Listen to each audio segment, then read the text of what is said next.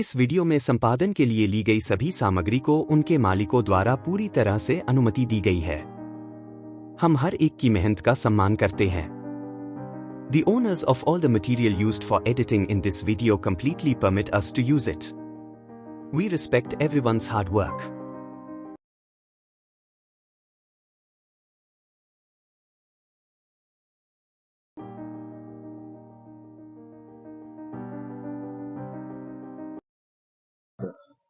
Praise the Lord. Bible with मॉरिश में मैं आप सभी का स्वागत करता हूं और मैं परमेश्वर का धन्यवाद करता हूं कि वो हमारे साथ है और साथ साथ में मैं हमारे आदरणीय पास्टर सीएम जॉय का भी धन्यवाद करता हूं हमारे लिए प्रार्थना करने के लिए।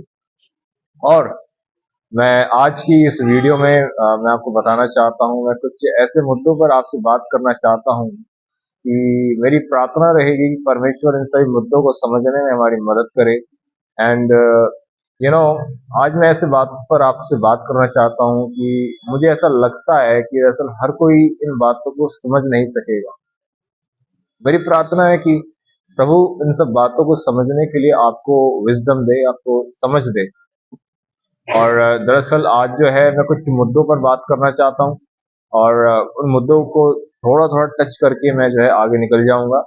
और मेरी आपसे ये विनती रहेगी कि थोड़ा सब्र पूर्वक मुझे सुनिएगा। और चलिए एक काम करते हैं, हम शुरू करते हैं कि हम अपने मुद्दों का। तो पहला मुद्दा जिसके ऊपर मैं बात करने वाला हूं वो है इंस्पिरेशन, प्रेरणा। मैं आपको बताना चाहता हूं आज कई बार ऐसा होता है कि हम अपने जीवन में कुछ लोगों को अपनी इंस्पिरेशन मानते हैं, इंस्पिरेशन कहते हैं, प्रेरणा स्रोत कहते हैं, जो कि बिल्कुल भी गलत नहीं है।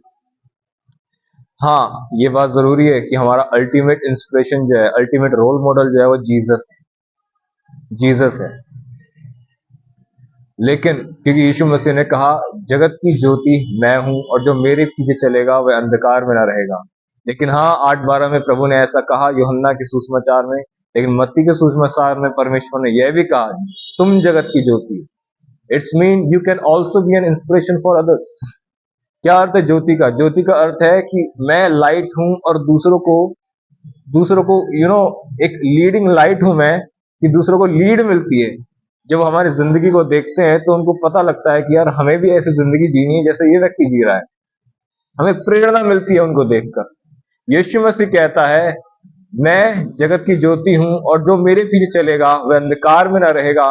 और याद रखिए इस बात को, मत्ती का सुसमाचार उसका 5 अध्याय और 14 में प्रभु यह भी कहता है तुम जगत की ज्योति हो। इट्स मीन, इस बात को याद रखिए, यदि प्रभु एक ज्योति है, वो कहता है मैं जगत की ज्योति हूं, तो प्रभु यह भी कहता है तुम भी जगत की ज्योति हो, because we are the children of the almighty God. जैसा हमारा पिता ज्योति है वैसे हम भी ज्योति हैं। और मैं आपको बताना चाहता हूं हम भी इंस्पिरेशन बन सकते हैं ना। लेकिन फिलहाल मैं बात करना चाहता हूं कुछ लोगों को हम अपना इंस्पिरेशन मानते हैं। लेकिन मैं आपको क्या बताना चाहता हूं, हम जिन भी लोगों को अपना इंस्पिरेशन मानते हैं, हम उनके जीवन की हर बातों में उनको अपना प्रेरणा स्रोत नहीं बना सकते। आप समझ पा रहे हैं मेरी बात को? मात्र केवल जीसस ही है जिसके जीवन की हर एक बात को फॉलो कर सकते हैं और कोई भी नहीं है। परमेश्वर के कई दास हैं, कुछ दास हैं जिनको मैं अपनी प्रेरणा मानता हूं, जिनके बारे में जब मैं उनको सुनता हूं, उनको पढ़ता हूं, मेरे को प्रेरणा मिलती है। लेकिन मैं आपको बताना चाहता हूं, मैं हर एक व्यक्ति के जीवन से उसके हर एक चीज को फॉलो नहीं कर सकता, क्योंकि मनुष्य परफेक्ट नहीं है। Human is not perfect at all. समझ पा रहे हैं? The decent example of this is Elijah and Elisha. इसका सबसे जबरदस्त उदाहरण है एलिया और एलिशा का जीवन। आप जानते हैं एलिशा एलिया के अभिषेक का पीछा करता था, उसके डर का नहीं। एलिया उसके पास एक अमेजिंग अनॉइंटिंग थी, एक बहुत अच्छा नबी था, बहुत बड़ा नबी था वो। बाल के पुजारियों को वो सीधा सीधा जो है चैलेंज करता था। और जानते हैं, लेकिन एक ही तरफ आप देखोगे कि जब एक लेडी इजबेल ने उसको धमकियां दी तो वो डर गया और जानते हैं वो प्रभु से मृत्यु मांग रहा था। आप जानते हैं इस बात को, एक इतने बड़े नबी के अंदर अभिषेक था तो कुछ कमी भी थी, वीकनेस भी थी। मैं आपको समझाना क्या चाहता हूँ यही बात कि जरा देखिए, एलिशा जो था वो एलिया के अभिषेक के पीछे था, तो उसके डर के पीछे नहीं था।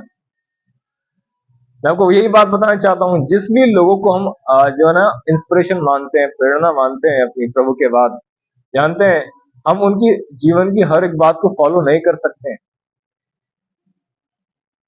हम सिर्फ कुछ ऐसी चीजों को उनके जीवन में से उठा सकते हैं जिनमें वाकई में खुदा के अनुग्रह से उन्होंने अच्छा किया। सिर्फ एक ही व्यक्ति है जिसको आंख बंद करके आप फॉलो कर सकते हो। अगर आंख बंद करके उसको फॉलो किया तो भी मैं आपको सच कहता हूं, आप सही जगह पर पहुंचोगे। And his name is Jesus only. अगर उसकी लाइफ का अगर कोई लाइफ है जिसकी लाइफ को आप उदाहरण बनाकर संपूर्ण रीति से फॉलो कर सकते हो, वो मात्र केवल यीशु मसीह है।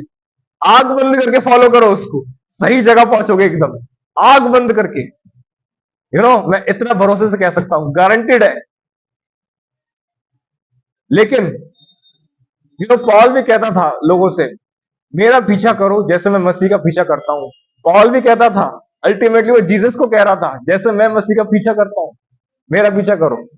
यदि अगर जीसस के बाद कोई व्यक्ति है तो हम पॉल से इंस्पिरेशन ले सकते हैं, क्योंकि वो एक ऐसा विवेकशील जीवन जीकर गया हमारे बीच में। उसकी पत्रियों को पढ़कर हमें पता लगता है। लेकिन फिर भी जब हम आज के युग में ऐसे बड़े बड़े अच्छे खादिम हमारे बीच में रहे हैं, बहुत अच्छे अच्छे खादिम रहे हैं, आप सभी नाम लेने की जरूरत नहीं है, बहुत लोग जानते हैं उन सभी को, भारत के अंदर है, भारत से बाहर है। हमें उनके बारे में जब हम सुनते हैं उनको, उनके बारे में पढ़ते हैं, उनकी लिखी हुई किताबों को पढ़ते हैं, हमें प्रेरणा मिलती है, जो कि बहुत अच्छी बात है, बहुत अच्छी बात है। लेकिन आप हर एक चीज को उनके जीवन में लेकिन उनके जीवन की हर एक बात को आप फॉलो नहीं कर सकते, because every human has a weaknesses. No human is perfect. कोई भी ह्यूमन जो है, कोई भी इंसान जो है परफेक्ट नहीं है। आपको कहीं कभी तो मैं आपको बताना चाहता हूं, अगर आप एक व्यक्ति को पूरी रीति से फॉलो कर रहे हो आज की दुनिया में, so you are not a follower, you are a blind follower. And Berea की कलीसिया ऐसी नहीं थी। मुझे बहुत मजा आता है, वाह क्या कोटेशन दी है पवित्र आत्मा ने यहीं पर बैठे बैठे मेरे को। बीरिया की कलीसिया में सबसे अद्भुत बात क्या थी, वो यह थी कि जब पौलुस उनके यहाँ पर प्रचार करने के लिए आया तो खुद ब खुद इतने जागरूक थे कि बाइबल खोलते थे, वचन खोलते थे, और खुद वचन में देखते थे कि जैसा जैसा पौलुस प्रीच करके गया है, क्या वो बातें वैसी की वैसी है या नहीं। अमेजिंग बात थी। जानते हो क्या अमेजिंग बात इनके अंदर मैंने देखी? पौलुस आया है। अगर आज की कलीसिया में पौलुस आए तो लोग कहेंगे अरे पौलुस आए हैं, गलत थोड़ा ना प्रचार करके गए होंगे, इतने महान खादिम आए हैं। नहीं, लेकिन बीरिया की कलीसिया ऐसी नहीं थी। वो परमेश्वर के दास से भी ज्यादा परमेश्वर के वचन को महत्व देना जानती थी। और पढ़कर देखिए, एक भी पत्री नहीं है जो पौलुस ने इस कलीसिया को लिखी। वो जानता था ये लोग भटक नहीं सकते। Never, never. Understand this concept. अगर आज आपने ये कॉन्सेप्ट समझ लिया तो विश्वास करिए, half of the battle is yours. आधी लड़ाई आपकी हो गई है, आधी लड़ाई आपकी हो चुकी है। समझे इस बात को। किसी को अपना रोल मॉडल समझना बहुत अच्छी बात है, लेकिन उसके जीवन की आप हर बात को फॉलो नहीं कर सकते। समझ रहे हैं आप?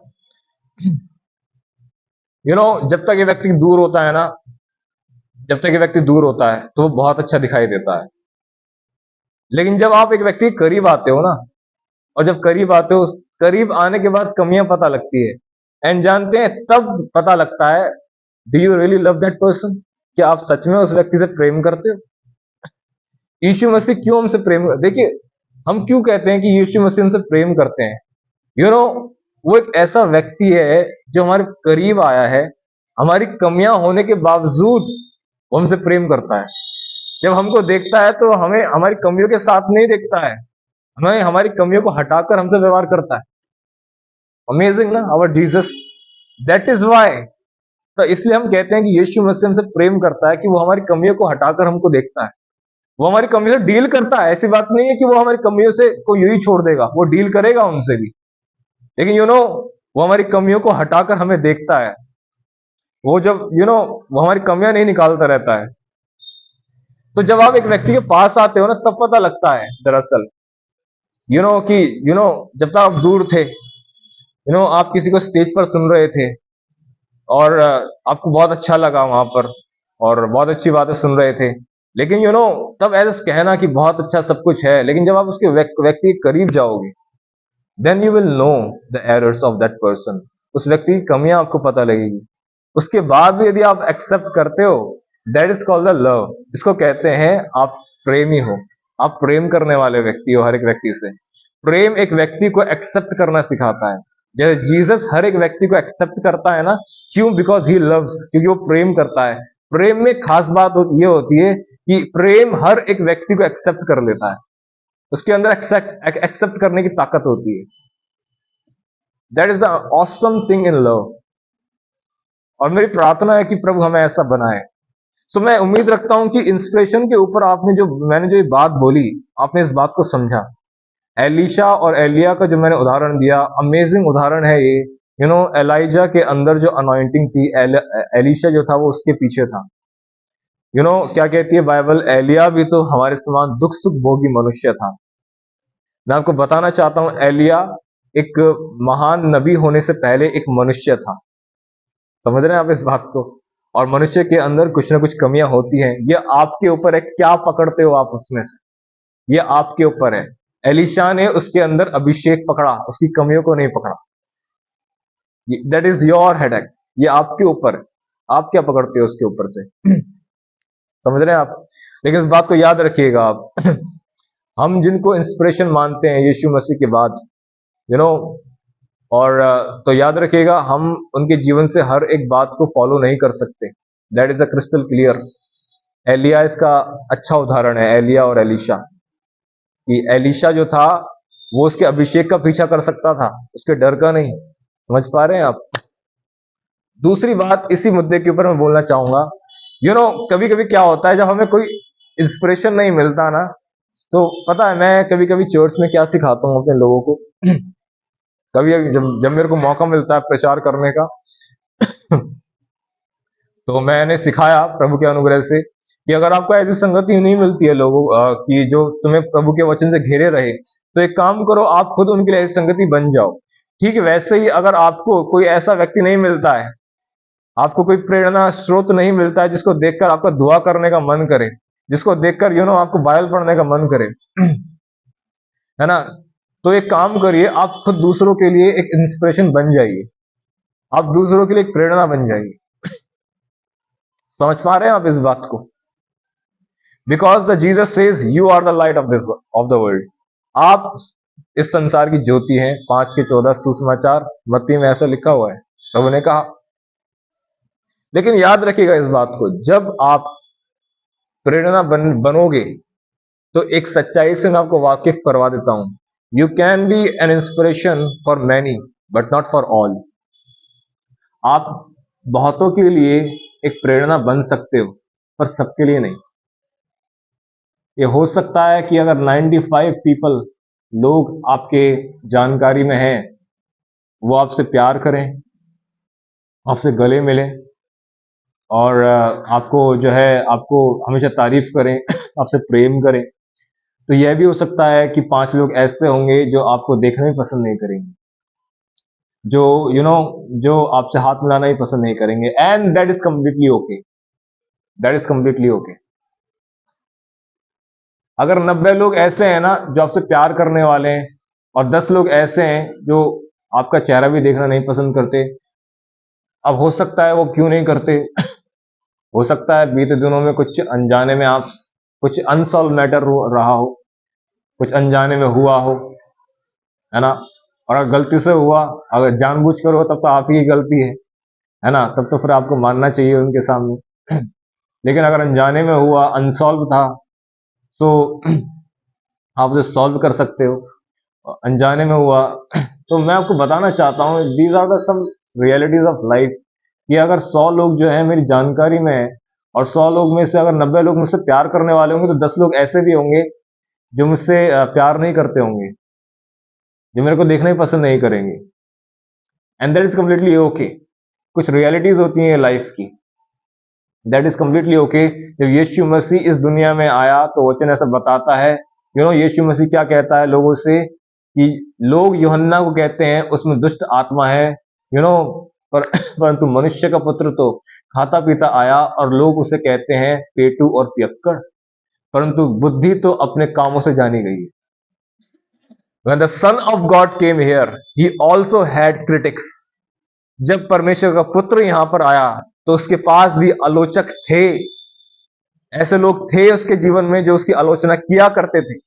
लेकिन मैं आपको बता देना चाहता हूं इस बात को, यीशु मसीह के सामने बेशक ऐसे लोग थे जो उसकी आलोचना किया करते थे, लेकिन जानते हैं इन लोगों पर कोई भी ध्यान देने की जरूरत नहीं है। आपको ध्यान सिर्फ एक ही बात पर देना है, वो है अपने स्वर्गीय पिता पर। That's it, that's it. Only look unto Jesus, कि आपकी इमेज यीशु मसीह के सामने कैसी है। दैट्स ऑल, खत्म बात। दानियल कहता है राजा से शेरों की बांध में, मैं अपने परमेश्वर के सामने निर्दोष पाया गया। इलिशिबा जकरिया के लिखा है वे परमेश्वर के सामने धर्मी थे और उसकी विधियों पर और उसके आज्ञाओं पर निर्दोष चलने वाले थे। अमेजिंग बात थी। Read in English. दानियल कहता है मैं अपने परमेश्वर की नजरों में निर्दोष पाया गया। लोगों की नजरों में आप कोई भी हो, but what are you in the eyes of the Lord, that's matter most. लोगों की नजरों में आप कोई भी हो, लेकिन प्रभु की नजरों में आप क्या हो, ये मायने रखता है, ये मायने रखता है। समझ रहे हैं आप इस बात को? तो आप जो है ना, you can be inspiration for many, but you can not be inspiration for all. वैसे you can be blessing for many, but you can not be blessing for all. आप बहुतों के लिए आशीष बन सकते हो, हर एक के लिए आशीष नहीं बन सकते। याद रखिएगा इस बात को। समझ पा रहे हैं? मैं उम्मीद रखता हूं इस पहले विषय के ऊपर जो बात हुई है वो आपने समझी, और ये जितने भी जो उदाहरण थे, एलिशा, एलाइजा एंड डैनियल, जकरिया और इलिशिबा, अमेजिंग जो उदाहरण थे जो दिए गए अभी, जकरिया और एलिजाबेथ की जो आप देखोगे क्या उदाहरण है इनका। ये प्रभु की दृष्टि में धर्मी थे लोग, उसके नियमों पर अच्छे चलने वाले थे। लूका के पहले अध्याय में पहले पेज पर ही मिलेगा आपको पढ़ने के लिए इनके बारे में। लेकिन जानते हैं प्रभु की नजर में धर्मी थे, पर लोग इनको देखकर इनकी नामधराई किया करते थे कि देख प्रभु ने इसकी कोख को बंद करके रखा है। इसलिए इलिशिबा कहती है कि मेरे कुटुंबियों में मेरे नामधराई को दूर करने के लिए प्रभु ने मेरी सुधि ली है। इट्स मीन इसकी कुटुंबियों में इसकी नामधराई हुआ करती थी।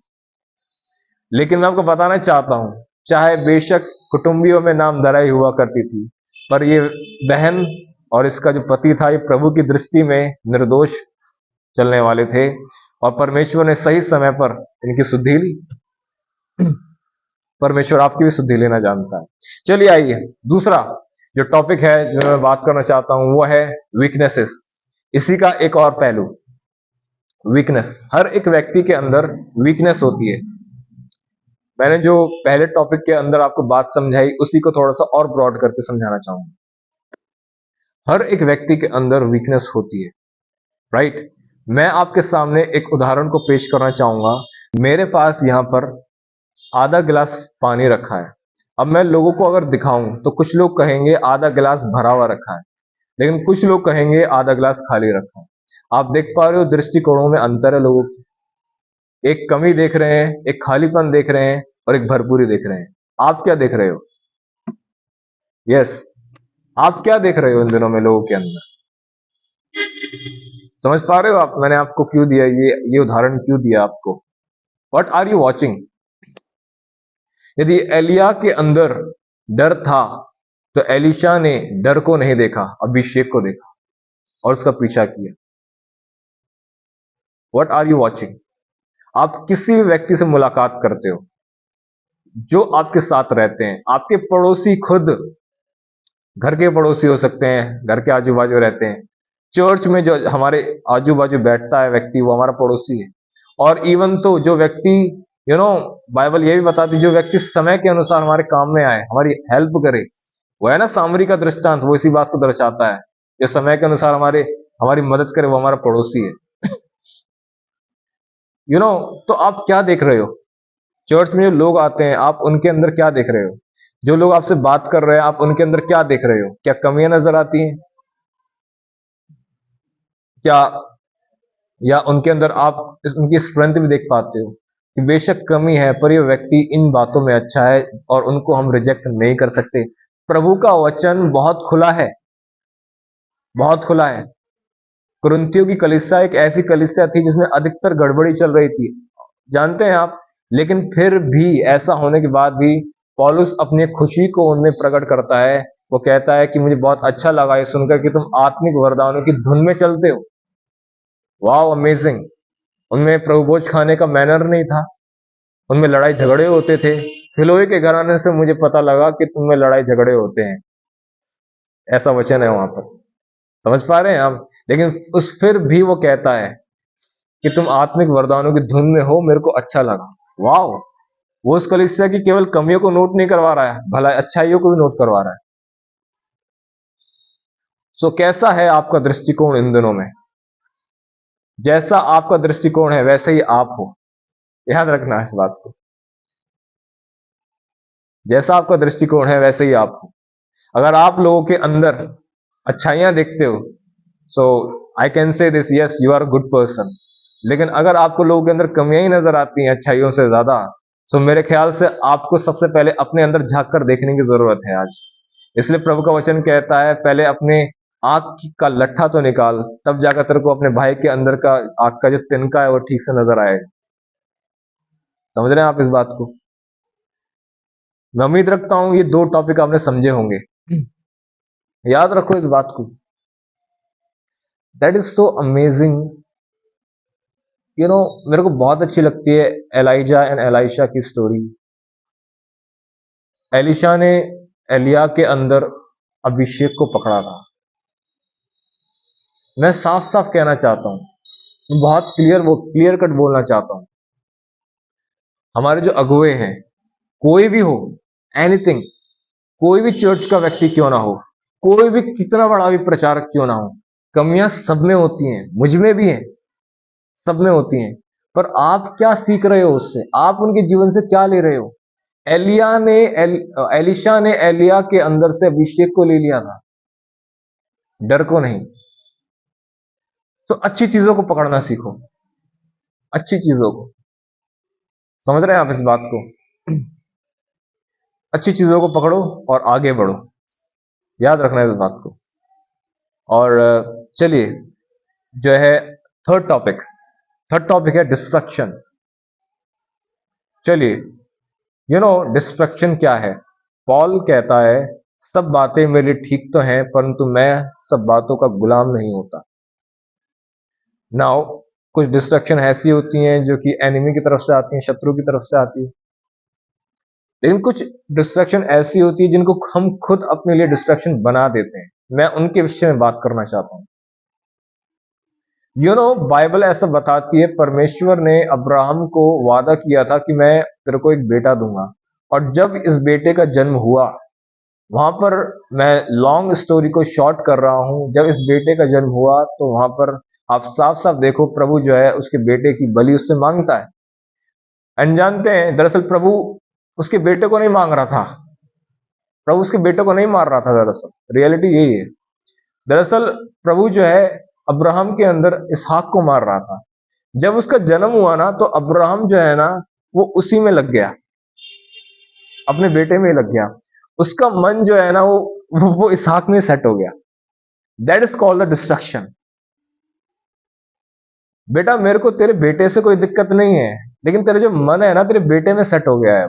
तेरा मन जो है ना, उसी में लग गया है, मेरे को उससे दिक्कत है। और मेरे को और वचन कहता है, पृथ्वी पर की नहीं, परंतु स्वर्गीय वस्तुओं पर ध्यान लगाओ, जहां मसीह विराजमान है। और इंग्लिश में लिखा है, set your mind on the things above. लिखा है, सेट योर माइंड, अपने माइंड को सेट करो उन बातों पर जो स्वर्गीय है। सेट करना सीखो। अब्राहम का माइंड जो था वो उसके बेटे में सेट हो गया था। सही चीज भी कभी कभी हमारी ही गलती की वजह से हमारे लिए डिस्ट्रक्शन बन जाती है। और पॉल कहता है सब चीजें मेरे लिए ठीक तो हैं, पर मैं हर एक का गुलाम नहीं होता। इट्स मीन मैं क्यों बनने दूं हर एक को?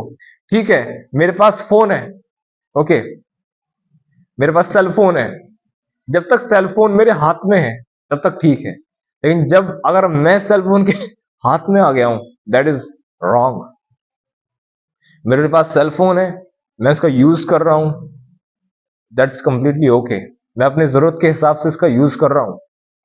लेकिन अब मैं इसका यूज कर रहा हूं अपने डिजायर्स के अकॉर्डिंग, अपनी चाहतों के according. Now that is going to be the so called addiction. अब आपका जो है ना, जो रास्ता है ना, वो एडिक्शन की तरफ मुड़ रहा है। अब आपकी लत पड़ जाएगी फोन यूज करने की। तो इन बातों को समझो, अपने माइंड को सेट मत होने दो। सब चीजें ठीक है, एवरीथिंग, आपकी जॉब, आपकी शादी, है ना, और आपकी पढ़ाई, ओके, एवरीथिंग इज ओके। जीवन में कितनी बातें भी आती है, everything is okay, but never set your mind on the things on this earth. अपने माइंड को सेट नहीं करो।